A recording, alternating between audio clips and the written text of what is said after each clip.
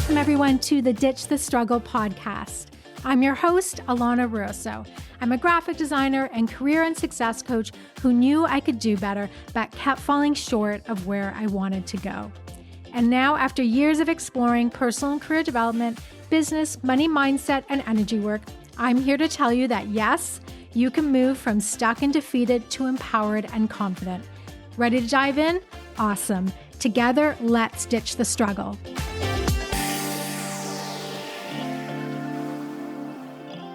Hello, everyone. It's Alana, and today we are diving into one of my favorite topics, the topic of confidence and building it. Very passionate about this. It's a common thread throughout all of my coaching. I love to talk about it, write about it, coach about it. It's something that comes up with all my clients as well. It actually comes up with everybody. And so, spoiler alert, everyone is lacking confidence in at least one area of their life. I actually love, though, when I do have a client who's super overall confident. That is not too common, but it does happen. And every once in a while, I am amazed. But for many people, confidence has been a little bit of a tricky topic or something that they've struggled with. I know I have. I believe we always end up teaching the thing that we struggled with the most, right? And I had to work really, really, really hard at building myself up. And I almost feel I was like rebuilding my confidence because if I think about it, I think I was a pretty confident kid. And then things started to wane, like by the time, I guess like junior high, like grade 7, 8 comes along, and then high school starts to turn into like a total Degrassi High ABC after school special of feeling shitty about myself. I feel like it was a little bit cliche in a way. But yeah, I was lacking confidence. I was crippled at times by low self-esteem. I was always able to pretend, however, that I was confident, or at least present like I had a handle on everything. Classic case of everything is fine on the outside, but inside I'm really struggling. Now, some people, like, as I said, are just kind of naturally confident. I know a few of those people. I've worked with a few of them, and I'm just in awe of how they move through life. That's just not the case for most people. And if you are struggling with confidence, it may seem downright impossible to imagine being confident, which leads me to my first tip here. So I want to share 5 ways to build confidence. And my first one is believe that confidence can be cultivated. So building confidence is not unlike training for a marathon or like going to school to attain a degree. And if building confidence seems elusive to you, then there is a belief within you that confidence can't be yours. This is not surprising, really, as there seems to be this message out there in the world that you're either born with confidence or not. And if you aren't, well, tough luck, buttercup, like you're just kind of stuck with who you are. But I don't believe this is true. It's definitely not true because I feel like I've moved personally through that journey of feeling confident once again, and which is actually like returning back to your natural state and your natural self. And building confidence is a long game, though. This is not something that happened overnight. For me, it doesn't happen overnight for most people. It is a journey. But what I've witnessed and what I've experienced is that confidence can be attained if there is a decision made to have it. This is a mindset piece. This is all mindset, which is really your attitude towards something. And this is the most important place to start, is with your mind and with your mindset. It will be about you showing up and thinking of ways to start feeling good about yourself again. So there's a reflection piece that has to happen, like really reflect on your life. And maybe one thing that was helpful for me was to reflect on when I was most confident in my life. Now, if you've been chronically lacking confidence, this might be hard, but there might be blips, like tiny glimmers of when you did feel like you had a little bit of your shit together or felt confident or could walk into a room and feel good.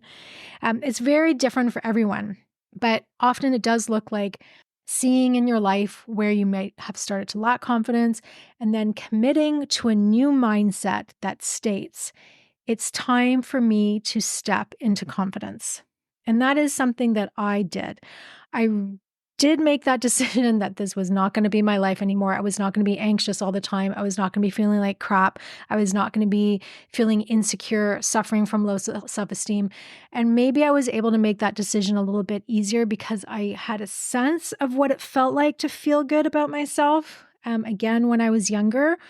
And I think a lot of the confidence started to chip away as things were getting more and more stressful in my household. It was kind of left to my own devices because my sister, I have one sibling, she's quite a bit older than me, and she was like left the house years before I was still in school, and she's gone. She's living her really cool life, right? She's just off and running. So I was on my own a lot. It's not really surprising that my confidence took a little bit of a hit. But as I said, I made that decision that things were going to change. And I was going to start building confidence and feeling better about myself. So then I started identifying where and how I could do that, which is going to lead me into my second tip. And that second tip is do things that make you uncomfortable. Such a huge part of my message in every kind of talk or public speaking thing I do, I'm tapping into this. You have to get comfortable being uncomfortable. You have to commit to doing things you haven't done before in order to get results you haven't seen before. We all know that famous Eleanor Roosevelt quote. It's on Instagram all the time, and it's a good one. Do one thing every day that scares you. This is imperative. And that one tiny thing that scares you can be politely telling your barista at Starbucks that your order is incorrect and if they could remake it. Like nicely, we all have to be nice to our baristas. They're working so hard. It's probably one of the hardest jobs going out there. It's just doing something that is going to make you uncomfortable. And it takes a lot of courage to do things outside of your comfort zone. And it can be downright terrifying. There will be those moments when you are hiding in a bathroom stall trying not to have a full panic attack, but the payoff is huge. You have to prove to yourself that yes, you can do the things that make you want to barf. Then you have opened the door for confidence to join the party. When you have that feeling of like, I can't do this. This is so awful. I feel so uncomfortable. Yes, that is what you want to be going for. Because the fact is the path to confidence is lined with discomfort. Embrace this fact. And if you can, see it as an adventure. The most confident people out there are the ones taking personal and professional risks on the regular. You want to be that kind of person. So be the person who says yes when the universe asks them to show up. Say yes to things that you're not sure you can pull off and see what happens. Or say no to things that sound boring and easy and daydream about what new direction you might want your life to move into. You have to shake things up and consciously do it because we all get comfortable. And it is sometimes a good idea to stay in your comfort zone.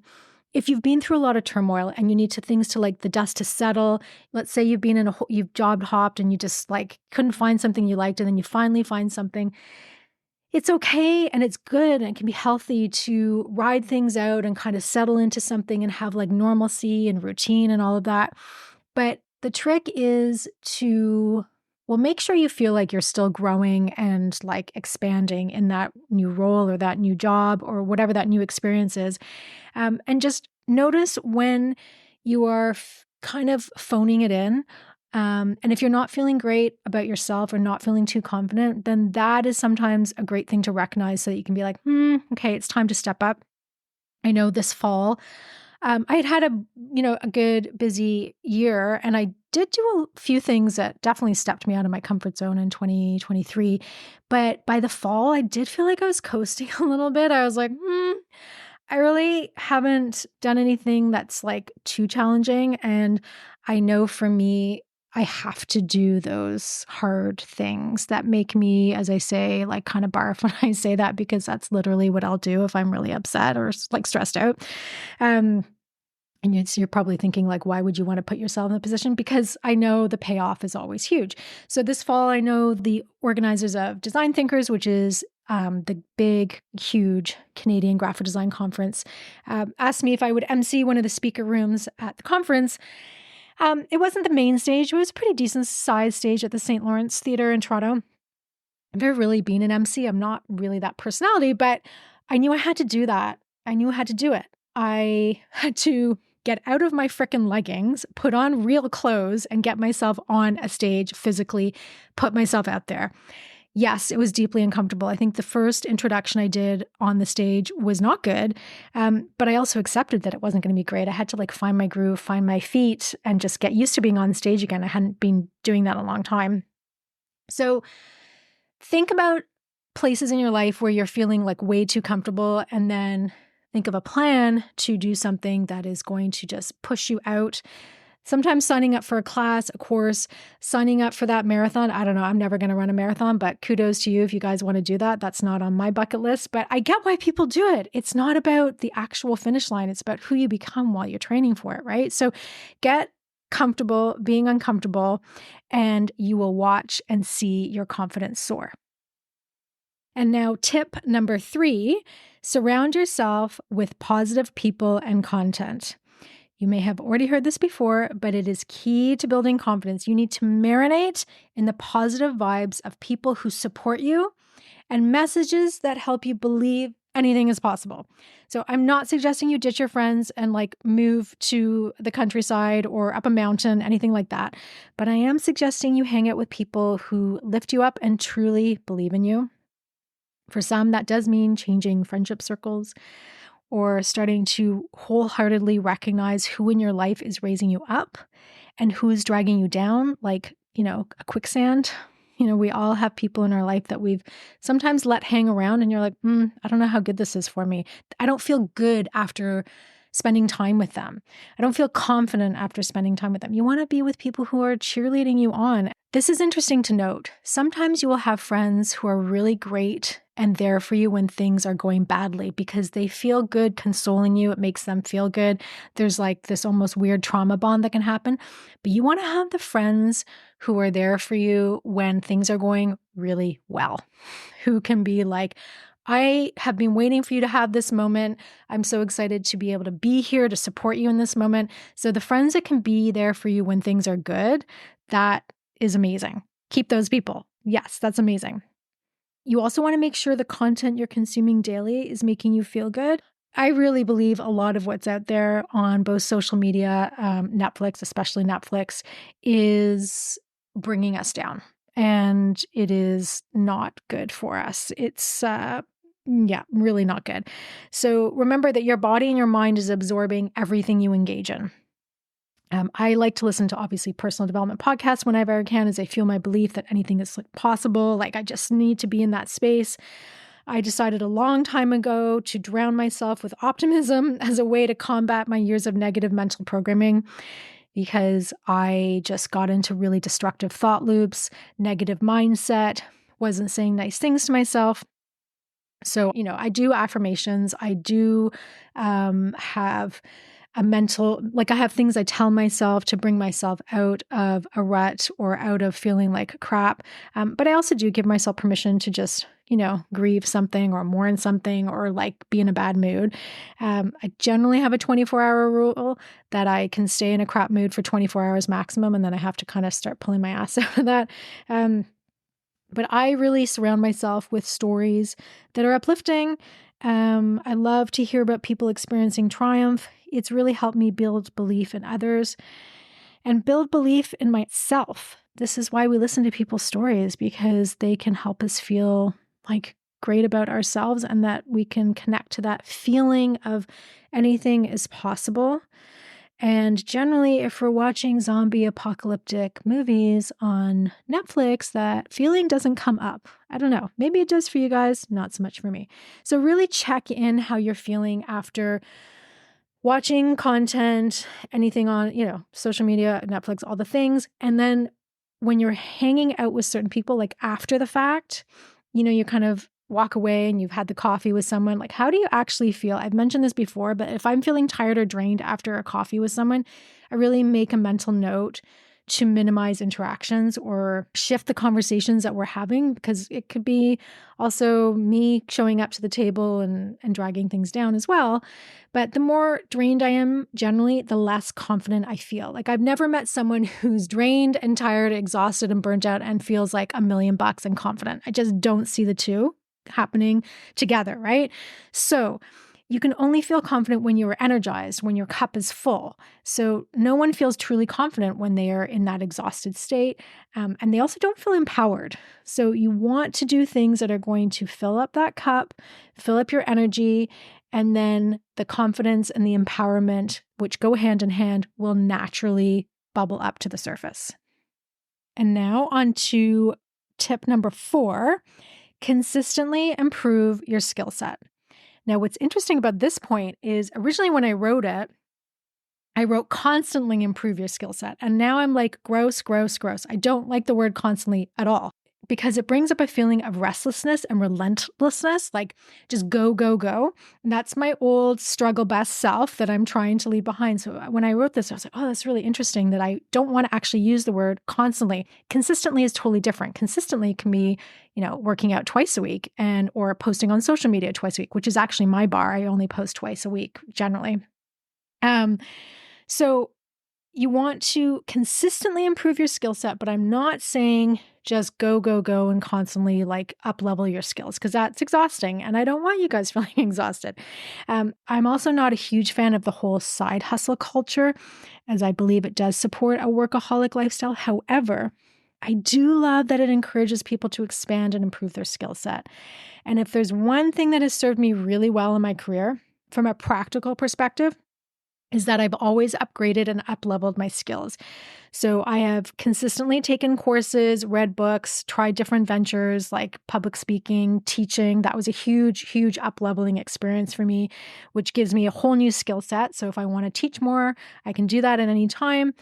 Also, taking on freelance clients when I was working full-time as a graphic designer. Oh, I think I probably will do a whole episode about that, because just that skill alone, like learning how to work with a freelance client, bill, invoice, quote, come up with scope, all of that, super important. And then I went and did a huge 8-month coaching program while I was working full-time in 2020. So all of these experiences have helped me discover new talents, taught me valuable lessons, and they improve your skill set, because inevitably in life, there's going to be those WTF moments that test your inner strength, and you're going to have to rise to the occasion. And when you know you have more skills available to lean on, things don't feel as scary.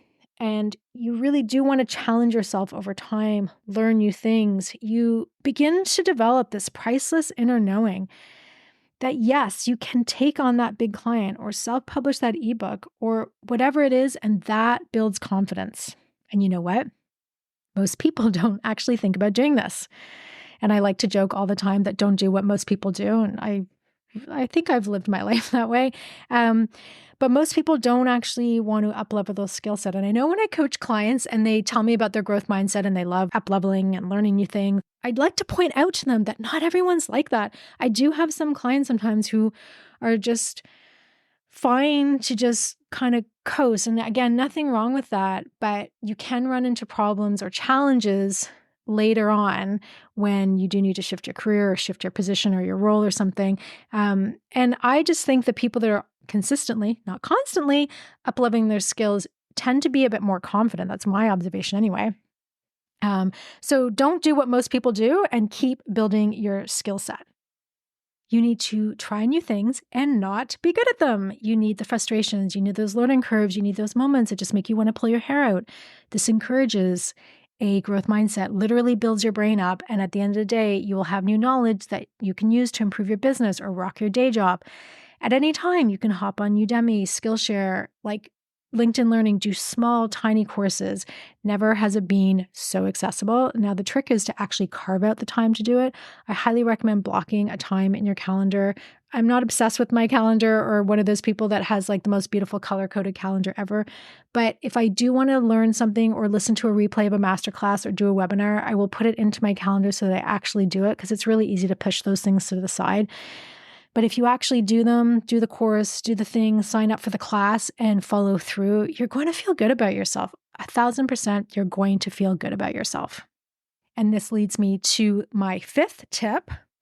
Do something good for your physical body daily. A few years ago, I look back on my life and realized that the times I felt most confident were during phases where I was exercising and taking care of myself consistently. Again, consistently, not constantly. So this isn't too surprising, but I actually never really made the connection consciously, because I can actually be inconsistent with moving my body and kind of doing movement. If I get really shut down or really upset about something, I sometimes just won't do anything, and that's not great. And as a designer, oh my gosh, it's so easy to sit in front of the computer for 16 hours a day and just not move unless you need another cup of coffee. And I did this just the other day. I sat in my computer. I did do 12 hours. I think I did 12 hours. I moved my graphic design portfolio from a Squarespace site to an Adobe portfolio site. And I just, as a freaking marathon, sat there. But I had done some exercise in the morning, and that made me feel good. So when I say do something good for your physical body and move, I am not suggesting you go out there and go all Jillian Michaels or Tracy Anderson. This is not about building a beach bod or achieving some ridiculous level of fitness. It's about making the connection between your mind and body and honoring how hard your body is working to keep you going, especially when things are tough. This is about supporting your physical self to become your best mental and spiritual self. It's like a trifecta of care that you need to be truly confident and feel like a capable person. And any kind of physical activity will improve your mental health and reduce anxiety. What that activity should be is a question only you can answer. I know at one point in my life, I was really into spin classes. I needed that hardcore cardio. Now I'm loving doing more Pilates bar workouts just with YouTube videos. I'm obsessed with Action Jacqueline. I'll put her link below. I think she's cute as a button. And I just feel great after the routines. And some of them are just 5 minutes. So yeah, it can be high intensity cardio, but it can also be breathing exercises. I love the breath of joy. That's a great one to do that can really get the blood going. The point is to make a habit of doing something good for your body every day as one way of building yourself up. This is ensuring that you have a track record of many successes under your belt, and over time, you can only start feeling better about yourself. And anything is better than nothing. And actually, this is hard for many because they feel they're not doing enough, at any time, that there has to be this intense, hardcore workout. And that, they're just not doing enough compared to what other people are doing. I know there was a trend a few years ago with a 7-minute workout. I just kept seeing it all the time on Instagram. And I remember thinking, oh, that sounds amazing. 7 minutes. And then I was like, well, what's 7 minutes? That's not going to do anything. And that's not enough. We're always saying this. It's not enough. I'm not enough, blah, blah, blah. The same story, this enoughness piece. But listen, 7 minutes, I'm sure it's first of all, a hard workout. I didn't do it, but 7 minutes is going to be good for you. If you do that every day, that's amazing. I just sometimes do 15 to 30 minutes in most mornings. Again, not every morning, but that has been really pivotal for helping my confidence grow and also just mentally and physically setting me up for the day. So I've changed my mindset around how much I think I should be doing, and I just try and be consistent. So not constant, but consistent. And I do feel good, even if I just do a 5-minute workout. The benefit for your mental health and anxiety is it just can't be underestimated. We are meant to move our bodies. I know I had a friend, her husband went to see a doctor for his stress and anxiety. This is in Europe, so it would be very different here. And the first thing the doctor said to him is, you need to get on an exercise bike and do 30 minutes of cardio every single day, and then come back to me, and that will be our baseline. That's actually your baseline. I just think this is wild. Do you think a doctor here would do that? No. Really interesting, because it is imperative that we move our body, especially if we're under stress and anxiety. So don't think of the all or nothing attitude. This leads to self-sabotage and will kill your confidence, actually. It doesn't have to be an hour workout. Just do something every day to support your physical self, because the downfall of comparing your exercise routine to other people's routine, that's huge. There's such a negative result from comparing ourselves. Just do something that feels good for you and do that. I sometimes tell my clients, just put blinders on. You think about what's good for you, And definitely don't follow what I'm saying. The idea here is just to give you some ideas and you figure out what's good for you. But my observation is across the board, doing something for your physical body daily will improve your confidence. Now, if there's a common thread between all of these points I've said today, it is that confidence does take time and commitment. It is a process, but it can be done. And if anyone is telling you you can't, we need to go back to point number 3, which is surround yourself with positive people and content and don't listen to those people. So to recap, 5 ways to build confidence. So number 1, believe that confidence can be cultivated. Number 2, do things that make you uncomfortable. Number 3, surround yourself with positive people and content. Number 4, consistently, not constantly, improve your skill set. And number 5, do something good for your physical body daily. So there you go, guys. Those are my top 5 tips for building confidence. Even if you just pick one and focus on that, I guarantee you'll start to see results and feel better about yourself. And if there's anything else about confidence that you want to learn about, just send me a message. I would love to talk more about it because, as I said, I'm very passionate about this subject and I want you guys to all feel really confident and awesome.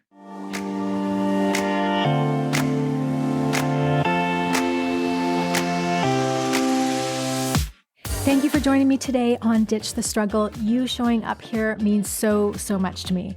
To dig deeper into the topics discussed today and to learn about my work, visit alanarosa.com.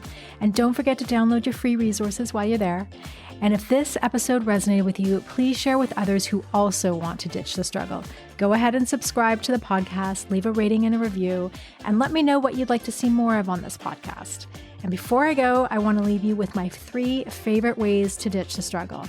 Be your own best advocate, take baby steps for the win, and forget about a linear career path. It's overrated and you are doing just fine. See you next time.